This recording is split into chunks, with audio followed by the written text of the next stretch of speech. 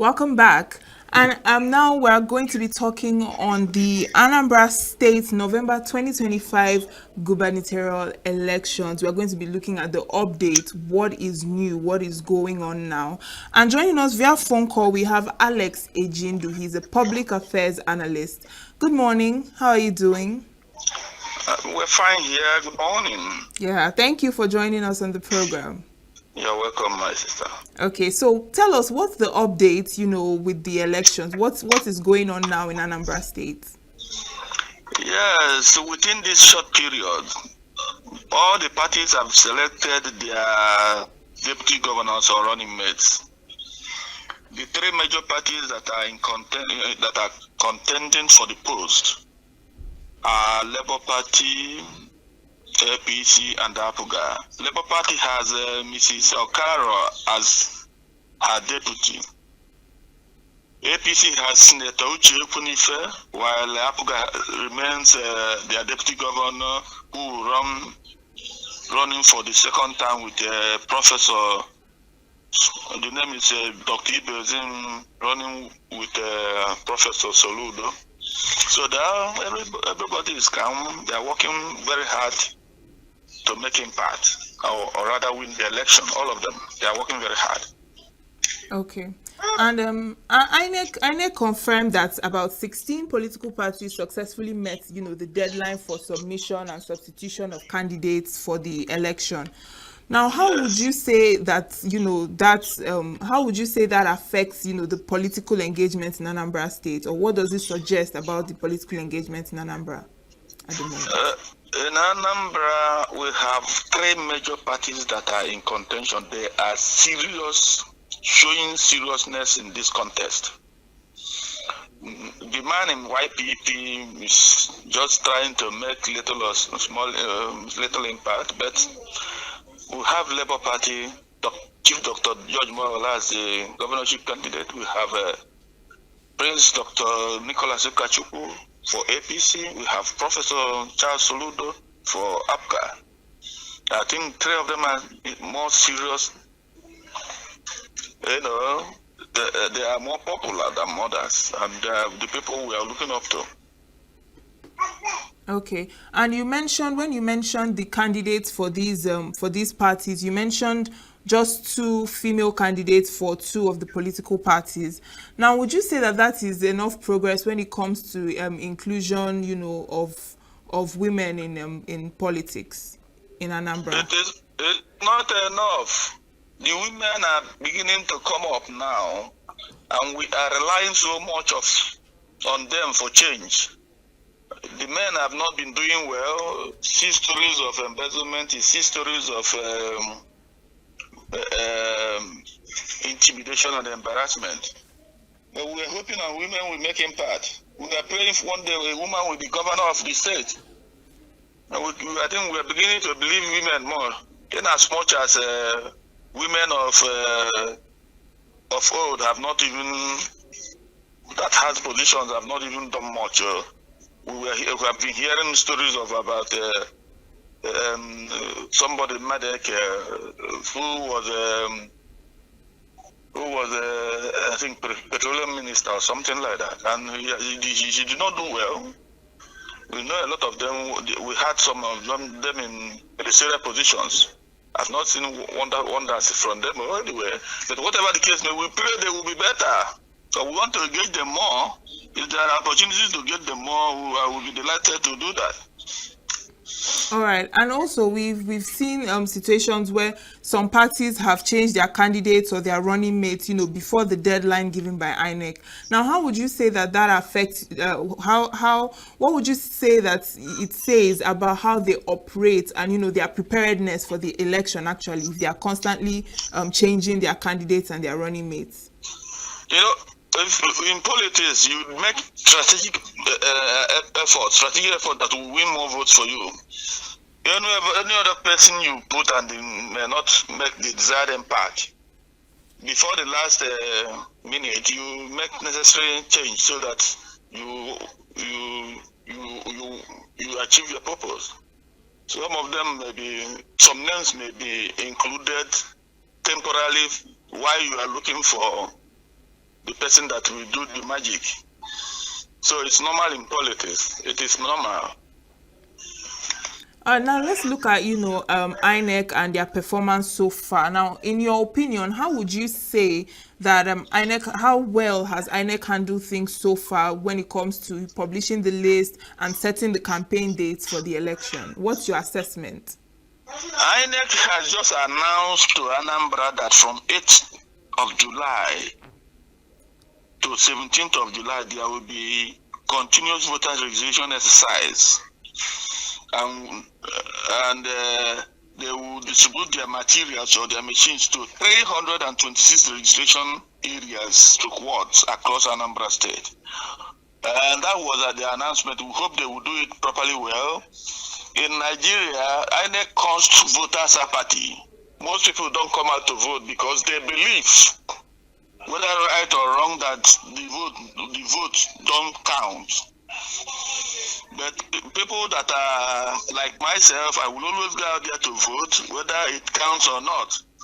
But I believe strongly with the kind of technological development, with kind of devices brought into bear, I believe INEC will start to do very much better. Let them do much better. People depend. Nigerian development and civilization and whatever depends entirely on INEC. Depends on INEC. Let them put their acts together so that our people will be happy and have confidence in them. Usually, 2023 wasn't wonderfully done well. Subsequent elections after them were not done well. But can't they improve when they have all the devices, all the machinery to do well? Why can't they improve? Why can't they improve with all this investment in INEC development? Why can't they improve? They should improve. They should improve. I believe the Anambra election will be free and fair. I believe strongly so. Let them improve. They have every material. They have every machinery to do it well. Let them improve on their efforts. All right, what about the political consciousness of the people in Anambra State? How aware are they about, the candidates that are running for governorship, and what would you say the political awareness and preparedness is like with the people? Anambra people are very intelligent voters. They know their onions. They know whom to vote. They know the person that will guarantee them justice, equity, youth inclusiveness, infrastructural development, security, and otherwise. They know whom to vote. When the campaign starts, these guys of the candidates will make known to all of us their plan to develop the state, and people will make their wise choices. I believe strongly that our people can make reasonable choices and make their best choices for this state to move forward. All right. What about the security of the people? Do you see any potential security risks that might affect, the election on the day? Anambra don't usually sacrifice their lives for election, except very, very few youths. They don't sacrifice. Most of our elections here, we don't hear about casualty people dying. We can make noise fine. We can make threats fine. We can make promises fine. That nobody dies in an election in Anambra State. They are intelligent voters. They always try to cow people down. At the end of the day, you see everything work well without death or more crisis. These things will flow well. I believe I've been in this state for many elections, and nothing harm was done on anybody. All right. Now, some APC members have resigned. They say they have the opinion that the party is falling apart and, many other things. So now, do you think that these internal problems could affect their chances in the election? Don't mind them. Everybody is pursuing his interests. Politics is about interest. No permanent friend, no permanent enemy, but permanent interest. Whoever that promises you of a better tomorrow, you're definitely going to make moves towards him. No permanent, just believe strongly that in politics there is no permanent friend, there is no permanent enemy. We have only permanent interest. Don't mind the way they flow about. They will always come back to enjoy whatever promises they made. Oh, okay. Because also, this we find the same thing playing out in Labour Party, and PDP too has been quiet. So I don't know what the situation is like with these parties. Would you say that the PDP is still relevant in this race? I believe PDP has any strength at all. They allowed one man to be lord of PDP, and he toys with PDP in whichever direction he chooses. I don't believe they have any strength to make impact in this election. What I believe is that Labour has organized themselves so much.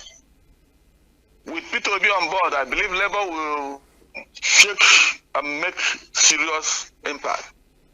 But for PDP, the Minister of Federal Capital Territory has decided to murder the PDP, cause confusion, destroy the system, the structures, and everything, every bit of PDP. I believe strongly that PDP has no strength in this election in Anambra State. Okay. And we also see that Soludo and Ukachukwu, they are both from Anambra South. Now, do you think that this could affect the votes in other zones of Anambra, like Anambra Central and North? Anambra Central is not contesting. No Anambra Central man is contesting for election now.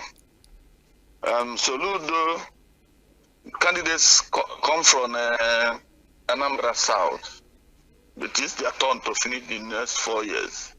Okay. So they will share their votes over there and come down to Anambra South and Anambra North for serious work.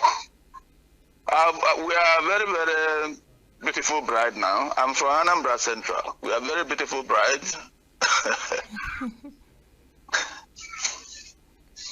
All right, and looking at the polling units in the state now, how would you say, or how do you think that INEC can make sure that these materials get to remote areas on time, seeing that we are talking about having free and fair elections in the state? It is hard to have equity in distribution of materials. Their rule is that they will give a machine to each registration areas or wards. But you can imagine where you have about over 100,000 voters scrambling for one machine to be enlisted. It is easier for people that are freer, like in some wards are less than 1,000 contesting, that would be less than 1,000 requesting to be voted for, to be registered, to be attended to. But in my environment, Obosi, we have over 80,000 registered voters, and many more that are not registered will be working hard to get registered. And only one machine will be presented according to their rule, that one machine goes to every ward. In a situation like that, it will be difficult to have a credible performance of INEC in that registration.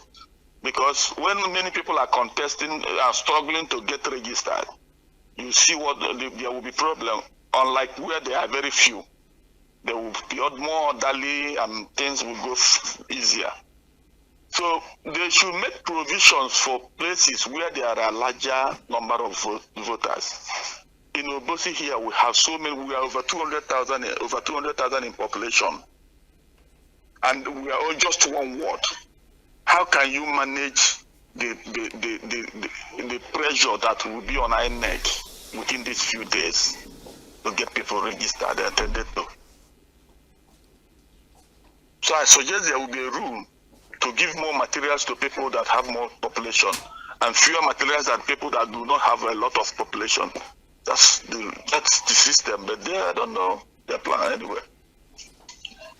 Okay, and we speak about having young people coming out for elections and participating, but it seems that this election we still find that the candidates are much older. So why in your opinion why would you say that the younger ones are not coming out to contest? Do you think they are not getting enough support, or what exactly is it? In politics demands fund, money. Which young man has enough resources to contest for governorship? You have over 5 billion, 10 billion, 20 billion to throw away into politics. Who has it? And nobody will risk such venture. It is the old ones who have been in government, who have garnered so much fund all over the world, that can stand for election here. To contest for governorship election here in Anambra State is very expensive. It is very expensive. You must be a multi-millionaire to be part of this. So don't blame the young people that have not come up. We pray one day they will gather enough strength to come to contest. You can't contest when there is a lot of money involved. Yeah, that is true. All right, and seeing that Governor Soludo got the ABGA ticket unopposed, now do you think that it's a situation of no room for internal competition, or what exactly would you say, played out that he had no opposition from his party? Every party makes strategic efforts to retain or win an election. Soludo is already a governor, and it is more beneficial for APGA to retain him so that he will go back to the same position. If you bring in a new person, the person will begin to sell sell himself to the people. People know him already, whether he is doing good or doing bad, or people can value him that he can win or not or lose. The new person will take you a lot of money, a lot of strength, a lot of everything to make him part in an election like this. All right, and he's talked about road projects and infrastructure. Do you think it is enough to win him, a second term in office? I always say that he made some efforts. He made some efforts in certain areas, but failed woefully in a lot of areas. His approach to handling this Abulo work, this motorbike work, his approach there has been wrong. It's very wrong. Using axes and metals and irons to break people's bone. People are not comfortable with it. But anyway, he made successes in a lot of places. He did a lot of work. So he has been doing a lot of work in infrastructure, especially roads and maintenance of roads. He has started well now on security. The number is calm now. No matter there are still small security issues. But still, it's not perfectly done. There are still threats of insecurity here and there. People are being kidnapped in particular areas. Bandits are still, or whatever, unknown government are still occupying certain local governments. It is not yet Uhuru for Anambra State. There are works to be done, security-wise. There are lapses here and there. It's not perfectly done yet. Okay, and do you think that the Anambra State voters can trust BVAS this time around, seeing that it was rejected in the local government elections, and INEC, plans to use BVAS again? Local government elections are specifically for the state government. They can use a piece of paper to write a result. They are the people to select whoever they choose. So don't count it as an election. Anything local government election is prerogatives of governors. If they choose to announce anybody, if you want to go to court, you're on their own. In Anambra, during local government election, they were writing results with piece of papers. No result sheet, no organized system. and you can't do anything. It is their election. The power of incumbents plays a major role there. Well, whoever he chooses to work with, he will pick. So I don't count it as an election. Till INEC takes over a local government election, there will be sanity in the election. There will be at least be organized, real good management in the election. But for now, any state that is conducting election, go and witness it. It is mere picking of people from where, here and there, whoever the governor chooses. He can write with a piece of paper, or even anything he wants to write with, he will write with. There is no proper election. There has never been a proper election in local government election.